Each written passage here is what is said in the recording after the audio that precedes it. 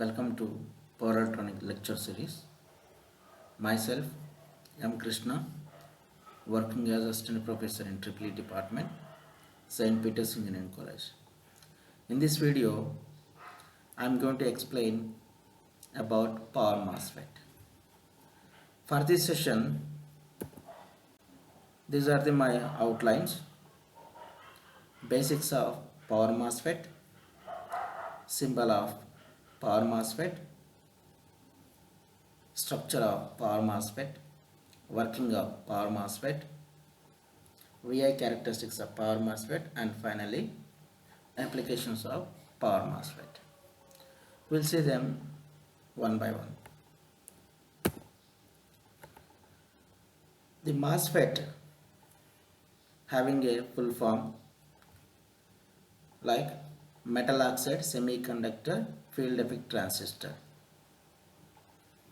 This is unlike BJT. This is having the features like this.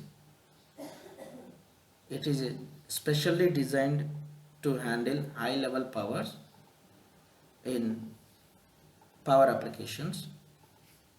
It has high switching frequency as compared to power BJT. It is a voltage control device, means the output current is controlled by the input voltage variations. High input impedance is there for MOSFET. The gate driving circuit of MOSFET is very simple, so there is no complexity in designing of gate driving circuit. It is a better thermal stability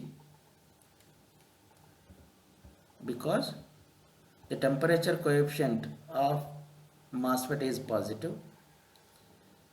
It is easy to turn on and turn off, and they do not have problem of second breakdown, and it is acting as a active device rather than passive device. Symbol of Power MOSFET. Basically, there are two types of Power MOSFETs: depletion type Power MOSFETs, enhancement Power MOSFETs. Generally, in practical, we are using enhancement Power MOSFETs.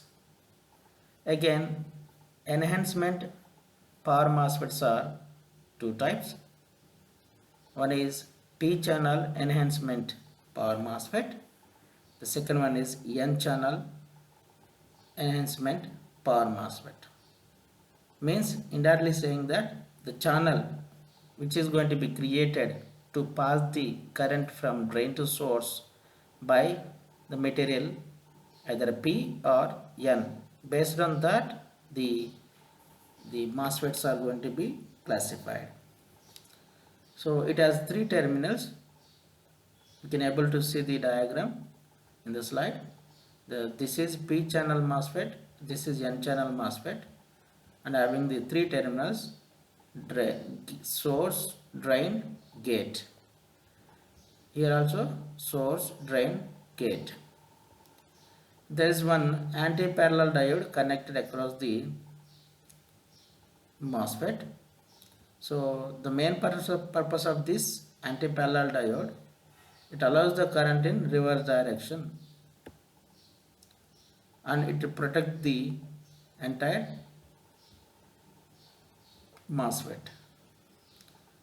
So as I said, drain current is controlled by input voltage VGS, hence it is called voltage control device. So when we see the structure of Power MOSFET, there is one P-type substrate, yes, and there is a drain, source, gate terminals. As I said, MOSFET is a metal material, the body is a metal material, so it is a PN. Look at this, or NPN. So NPN, N plus N minus P and N plus N plus. Like that, dopings are placed in the MOSFET structure. Here N plus indicating the N region is highly doped, and N minus indicating the some portion of the N region is lightly doped. That N minus region we can call that drift layer. Drift layer will improve the switching speed and voltage handling capability also. And there is one silicon dioxide layer, and this silicon dioxide layer thickness is almost 1000 angstrom, and here we can see the drain is connected to N plus region, the source is connected to N plus region, but the gate is connected to silicon dioxide layer. So gate is not directly connected to the body of the MOSFET. There is one layer in between the gate and body, and it is in V configurations. This is all about the structure of power MOSFET. We'll see the working of power MOSFET. There are two parts in the working of power MOSFET. One is formation of the depletion layer and creation of inversion layer. We'll see first formation of depletion layer. The power MOSFET, look at this, the connections. The gate, the voltage across gate and source is connected like this. The positive terminal of the battery is connected to gate terminal. Negative terminal of the battery is connected to source. Here also same thing. The positive terminal of the drain is connected, battery is connected to the drain. The negative terminal of the battery is connected to the source. Means what? Both sources, we are connecting negative terminal of the battery to the source, and the remaining positive terminals to the, one is to the gate, other one is to the drain. And we can say the connection between gate and source is input connection.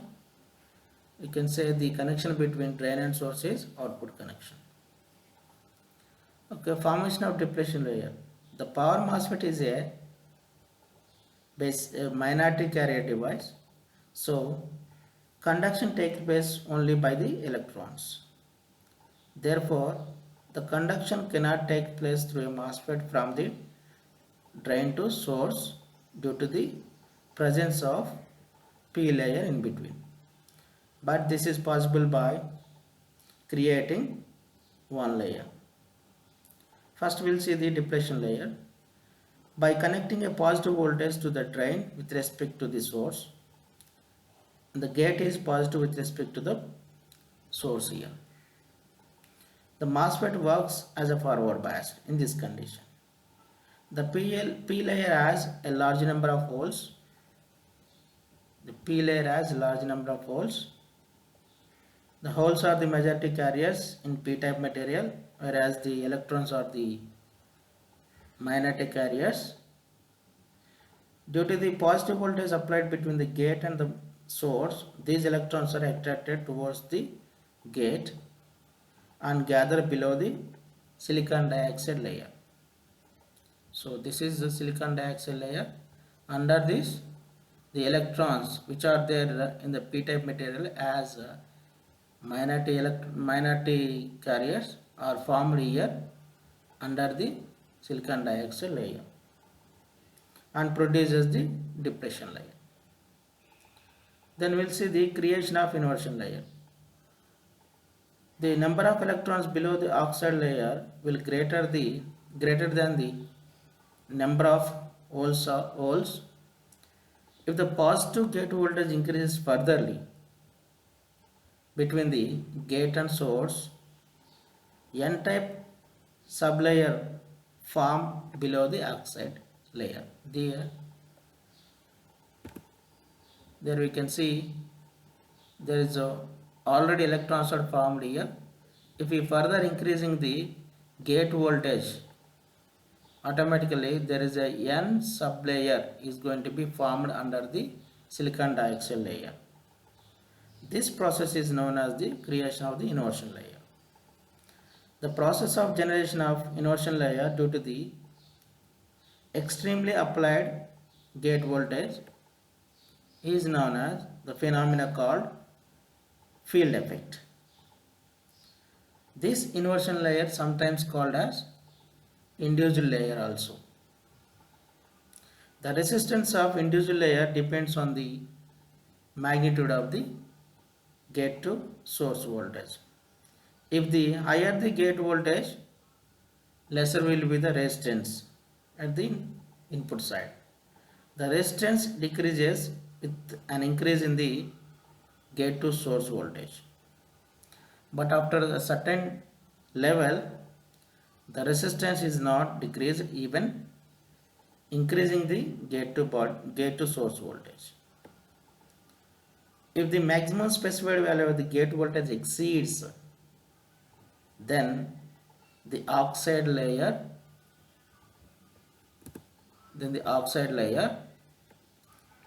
will break down. So we have to take care about the gate to source voltage, not more than the breakdown voltage. If it is going like that, the silicon dioxide layer is going to be damaged. After that, the MOSFET cannot be worked. Thereby what happened? Once the N layer forms in between the P-type substrate under the silicon dioxide layer, the current is there will be creation of one channel, and current is trying to flows from drain to source. We'll see the VI characteristics of power MOSFET. First one, these are the transfer characteristics. The transfer characteristics are drawn between output current versus and input voltage. On x-axis, look at this. On x-axis, we are taking gate to source voltage, which we can call input voltage. On y-axis, we are taking drain current, which we are calling that as output current. So the current will flow from drain to source after applying the voltage across the gate to source. And here, even though we are applying some voltage across the gate to source, after reaching the gate to source threshold point, then only there is a formation of inversion layer. Thereby it allows the current to flow like this, as we seen in the waveform. Like this, the current is increasing linearly. Suppose if furtherly increasing the VGS, then there is no change takes place in the resistance, and it leads to damage the silicon dioxide layer. Please take care about the voltage what we are applying across the gate to source.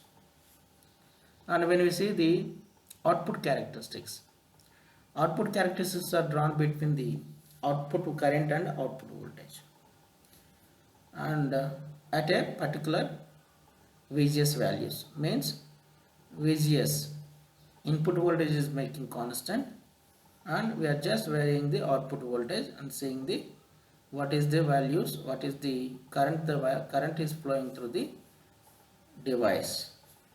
Look at this, here also same thing. On y-axis I am taking drain current, on x-axis output voltage VDS.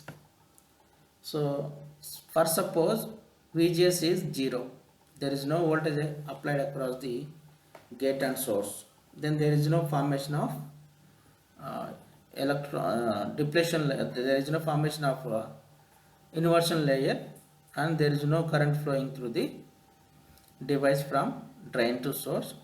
We are calling that as cutoff region. Generally, the output characteristics of power MOSFET having the three regions. One is cutoff region, the second one is ohmic resistance region, the third one is saturation region. And we can say that, so this is cutoff region when VGS is not applying and there is no formation of individual layer, it doesn't allow the current to flow. We are trying to apply the voltage across the input between the gate and source. Thereby, so when we apply the 1 volt, during this it follows the linear characteristics and having the constant values. Even though we are applying more voltage across drain and source, so thereafter some point, some breakdown point, some avalanche breakdown point, it is going to be higher, it allows the current to flow more values. Like that, we are going to simply increasing the input values. For suppose, for example, VGS is 2 volt, the current values are like this. VGS is furtherly increased to 3 volt. Like that, we are getting the output characteristics. With this, what happened? Our output current is basically not depending on the output voltage. It is depending on the output voltage for some time only, but it is mostly depending on the input voltage across gate to source. That's why the output current, drain current, is controlled by the input voltage gate to source. Hence, this power MOSFET is called voltage control device. We will see the applications of power MOSFET. This power MOSFET having the good features. Because of the features, these are going to be used in many applications. I'm going to give few example here. So, uninterrupted power supplies. In UPS systems, in place of power electronic switches, you can use power MOSFET nowadays. Switch mode power supplies is also one type of inverters, where we are using the inverters for backup purpose. When the power is not available from the outside, we can store the energy and give it to the systems when the power is off. So in that also, for switching purpose, power MOSFETs are used. High frequency inverters. High frequency inverters using in high power rated applications. There also power MOSFETs are using because of its high voltage capability and high switching frequencies.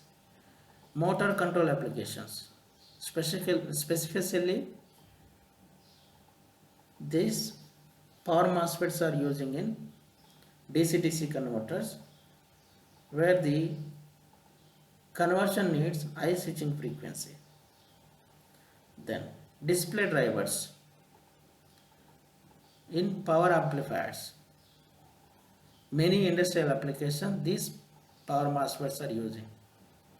Relay drivers means right from small applications and to transfer the power in the power applications to conversion the power at the substations, power converter substations, these power MOSFETs are using. Thank you for watching this video.